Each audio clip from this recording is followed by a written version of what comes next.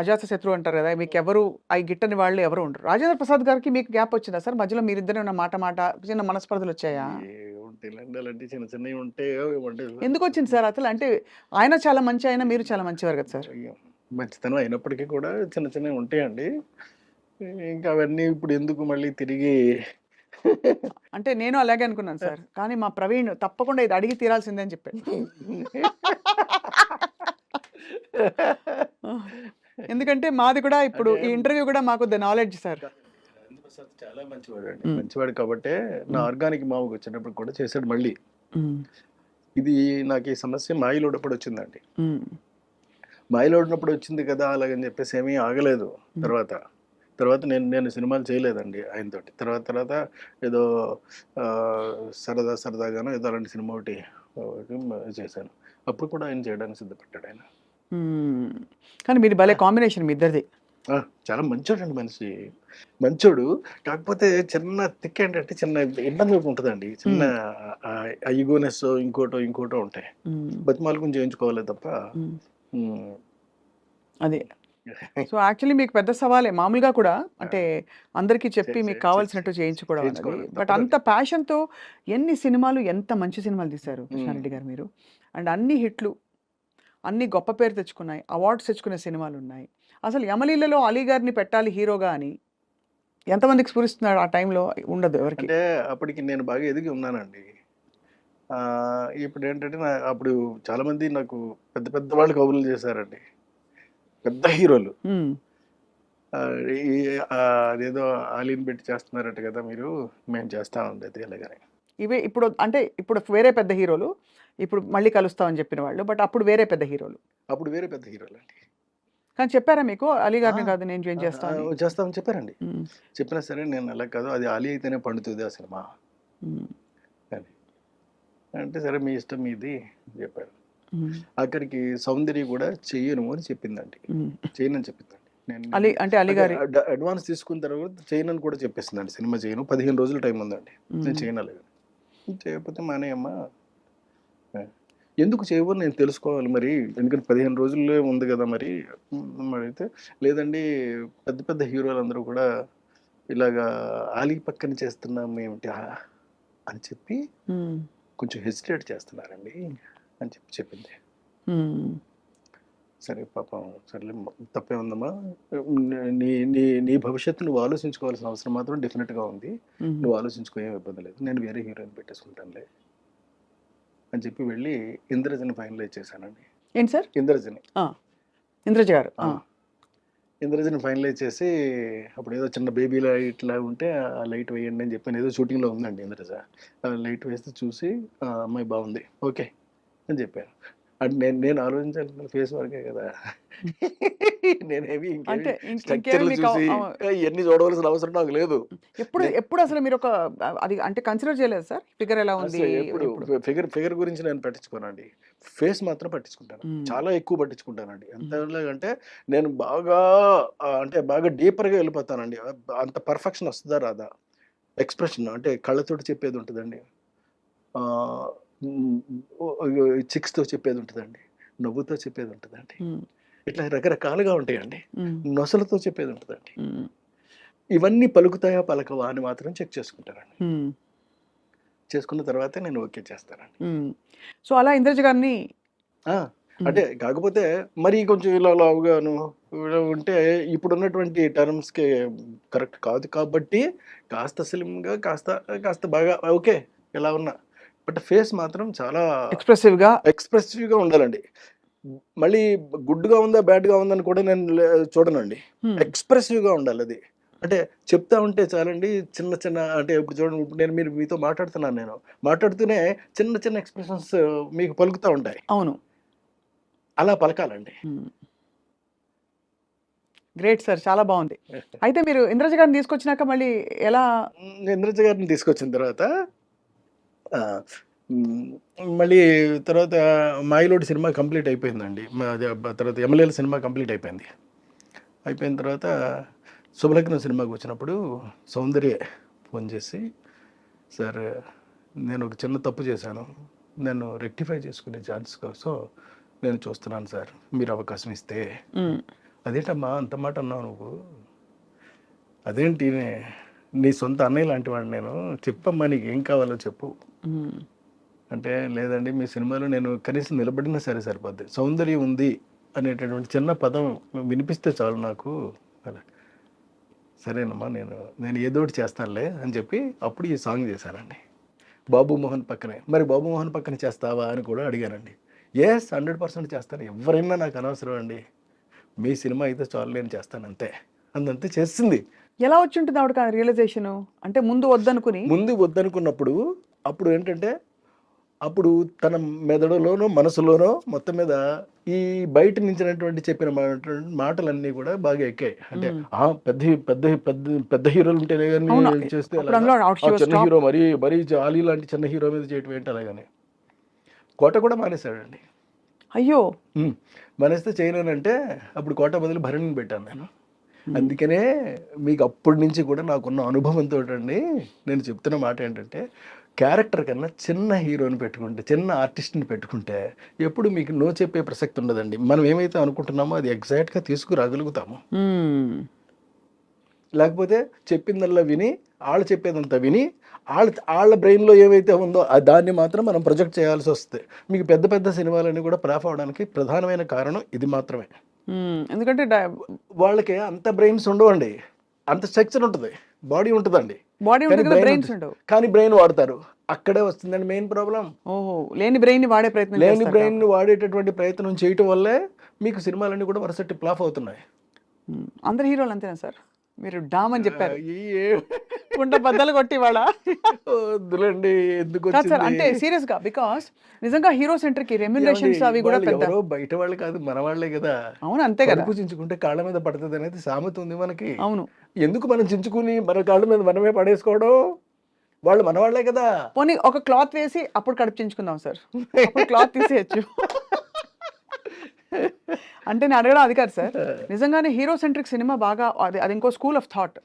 అంటే హీరో కోసం డైలాగులు, ప్లానింగ్, స్క్రీన్ ప్లే ప్లాన్ చేయడం, అది ఇది అలా ఆ స్కూల్ ఆఫ్ డైరెక్టర్స్ కూడా చాలా మంది ఉన్నారు.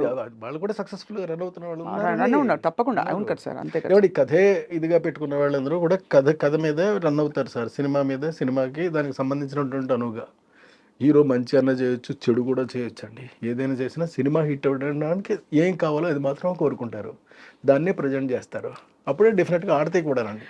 మన సుకుమార్ గారు ఈ రెండింటిని బ్లర్ చేసి కథలో ఉండే ఇంపర్ఫెక్షన్స్ హీరోలో, అంటే కొంచెం ఇలా పెట్టుకోవడం కానీ, పుష్పరాజు లేకపోతే తగ్గేదేలే అంటాం, అదేం తప్పేం లేదండి, అది క్యారెక్టరైజేషన్ అయినప్పుడు. అప్పుడు మరి వాళ్ళు పెద్ద హీరోలు అయ్యింది, స్టార్ మెటీరియల్ అయ్యింది కూడా వాళ్ళు ఒదిగిపోయినట్టే కదా క్యారెక్టర్ లో. అల్లు అర్జున్ గారు ఫర్ ఎగ్జాంపుల్ రియల్లీ అక్కడ చాలా బాగా చేశాడండి అతను. అవును, నేషనల్ అవార్డు వచ్చింది ఆయనకి. సో అలా అంటే ఇప్పుడు కొద్దిగా మేబీ కృష్ణారెడ్డి గారు ఈ నెక్స్ట్ సినిమా కూడా వీఆర్ వెయిటింగ్ సార్. మంచి సోషల్ ఫ్యాంటసీ చూసి ఎన్రోల్ అయింది సార్, మీరు చెప్పిన ద నాలెడ్జ్ టైప్. ఎందుకంటే మనకి ఎంతసేపు ఈ ప్లేన్లోనే లేదు, అలాంటివి కాకుండా లేదండి, కంప్లీట్గా ఒక కొత్త సినిమాని కొత్త జోనర్లో కొత్తదనం క్రియేట్ చేసినట్టే నేను చూపెడతాను సినిమానండి. ఎందుకంటే నాకు గ్యాప్ కూడా వచ్చేస్తుంది. ఈ గ్యాప్లో నేను ఏం చేశానంటే ఖాళీగా అయితే లేనండి, ప్రతి క్షణం పని చేస్తూనే ఉన్నానండి. అందులో కొన్ని పనులు చెప్తాను మీకు ఏం చేశాను అని. నేను రాబోయేటటువంటి నా జీవితానికి సరిపడా నేను కథలన్నీ అల్లేసుకుని రెడీగా పెట్టేసుకున్నానండి సినిమాలు చేయడానికి. నా దగ్గర ఇప్పుడు 10 కథల స్టోర్ ఉన్నాయండి, బాబా స్టాక్ ఉన్నాయి. ఇందులో ఇవన్నీ కూడా నేను చేస్తానండి. ఒక మెజిషియన్స్ లవ్ స్టోరీ రెడీగా ఉంది సిద్ధంగా. మెజిషియన్ లవ్ స్టోరీ అండి, love story of A magician. Next అమ్మ పుట్టిన ఊరు ఒకటి సిద్ధంగా ఉందండి, గంధర్వవనం ఒకటి రెడీగా ఉంది. ఇలాంటి ఒకటి కాదండి, ఎన్నున్నాయో 10 సినిమాలు నేను సిద్ధం చేసి పెట్టుకున్నానండి. కానీ ఎక్కడి నుంచి పుడుతున్నాయి మీకు ఇప్పుడు? అంటే what is influencing your thought into certain kinds of stories? Your good question అండి, మళ్ళీ మిమ్మల్ని అభినందిస్తున్నా.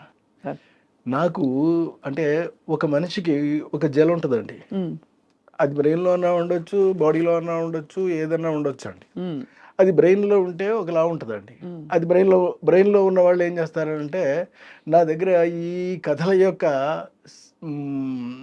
సంఖ్య పెరిగిపోతూ ఉన్నప్పుడు ఇప్పుడు నేను ఏం చేశానంటే చెప్తాను మళ్ళీ మీకు. నేను అందమైనటువంటి కథలు 1 పేజీలో కొన్ని రాసేసుకున్నానండి. దరిదాపుగా ఒక 20 కథల దాకా రాసేసానండి. ఈ 20 కథల్ని వారానికి ఒకటి చొప్పున యూట్యూబ్లో రిలీజ్ చేస్తానండి. ఈ 20 కదండి, దరిదాపుగా నాకు 6 ఏళ్ళకి సరిపడే కథలు ఉంటాయండి వారానికి ఒకటి చొప్పున రిలీజ్ చేయడానికి. యూట్యూబ్లో యూట్యూబ్లో చేస్తానండి. ఇది కాకుండా అంటే యూట్యూబ్లో సినిమాలు తీస్తారు, బుజ్జి బుజ్జి సినిమాలా? చిన్న చిన్నవి ఓన్లీ 5 నిమిషాల పాటు నేను అందంగా చేస్తానండి. నా డిక్షన్లోనే ఉంటుందండి. ఎవరి కోసం ఎవరి కోసం, ఆడియన్స్ కోసమా సార్? అంటే ఎందుకు అడిగానంటే audience are crazy to see such kind of things, new things, something new you want to tell without putting in the effort of a full film. 5 నిమిషాలు చేస్తారు. 5 నిమిషాల్లో ఒక కథ చెప్పేస్తారండి. ఇలాంటి కథలు నా దగ్గర చాలా ఉండిపోయినాయి. అవన్నీ కూడా చేసుకుంటూ వెళ్ళిపోతానండి. అవి చేస్తే నాకు వారానికి ఒకటి చెప్పి రిలీజ్ చేస్తే 6 ఏళ్ళు సమయం పడుతుందండి నాకు. బాబోయ్, అన్ని కథలా సార్? అంటే ఇది 52 into 6, 52 వారాలు ఇంటూ 6. 52 వారాలు ఇంటూ 6, 300 కథల పైన నా దగ్గర సిద్ధంగా ఉన్నాయి. నేను ఇప్పుడు 20 రాశానండి. రాయడమే ఇంకా రాసుకుంటూ పోతానండి ఇక్కడి నుంచి. ఇది కాకుండా మళ్ళీ ఇంకొక పని చేస్తానండి. అదేమిటి అని అంటే, ఇప్పుడు ఆడియన్స్కి చాలా మందికి మ్యూజిక్ అంటే చాలా ఇష్టం నాది. సో నేను మ్యూజిక్ చేయకుండా ఉండడం అనేటటువంటిది నేను నేరంగా ఫీల్ అయ్యానండి. తప్పు చేస్తున్నానేమో అని నాకు ఫీలింగ్ వచ్చింది. సరే, అందుకని మరి ఆడియన్స్ ముందుకి ఎలా తీసుకెళ్ళాం? Private album, no, don't do a somebody who did already something new. అంటే సంథింగ్ న్యూ అంటే మళ్ళీ ఇది న్యూ అని మీరు అడగొచ్చండి. కాకపోయినా ఉన్నట్లు ది బెస్ట్ సెలెక్ట్ చేసుకోవాలి మనం. అలా నేను సెలెక్ట్ చేసుకున్నా. అదేమిటి అని అంటే, ఇప్పుడు యూట్యూబ్లోను ఈ మధ్య ఒక పాట ఒకటి వచ్చిందండి, రాధమ్మ అలాగే ఒక పాట. మీరు చూసారో లేదో? రాధమ్మ అది బాగుందండి, చాలా బాగుంది, మంచి పాట. అలాగే బుల్లెట్ బండి ఎక్కి వస్తానప్ప, నీ బుల్లెట్ బండి వచ్చేస్తావా డుగ్గు డుగ్గు డుగ్గు డుగ్గు సో చూసారా? అంటే ఇవన్నీ ఇప్పుడు అది తానే పాడింది, ఇక్కడ తాను పాడలేదండి. అంటే తాను పాడినా తాను పాడకపోయినప్పటికీ కూడా అవి ప్రజెంట్ చేస్తున్నారు. అవును. సో ఇలా నేను ఎందుకు చేయకూడదు అని నాకు ఒక పెద్ద ప్రశ్న వచ్చింది. అప్పుడు నేను నెలకు ఒక పాట ఒకటి చొప్పుని రిలీజ్ చేసుకుంటూ పోతానండి. Lyric already ready? ఏది రెడీ లేదు, ట్యూన్స్ మాత్రం రెడీ అండి. మీకు ట్యూన్స్ మాత్రం రెడీగా ఉన్నాయి, వాటిని రాయించడం ఎంతసేపు రాయిస్తానండి? రాయించుకోవడం, శుభ్రంగా పాడించుకోవడం, మార్కెట్లోకి నేనే యాక్ట్ చేస్తానండి. అది నేనే చేస్తాను.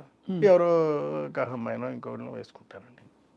వేసుకుని చాలా జాగ్రత్తగా, సింపుల్గా కొత్త కల్ట్ ఆఫ్ కంటెంట్, కొత్త కల్ట్ ఆఫ్ కంటెంట్ని మనం క్రియేట్ చేసి ఇస్తాను. ఇది ఒకటోది. ఇంకోటి మీకు యూట్యూబ్లో చెప్పానండి. మూడవది ఉందండి. మూడోది ఏంటంటే, ఎస్పి బాలు గారు, చిత్ర గారు ఎన్నో పాటలు నాకు సూపర్ డూపర్ హిట్లు పాడారు. అవును.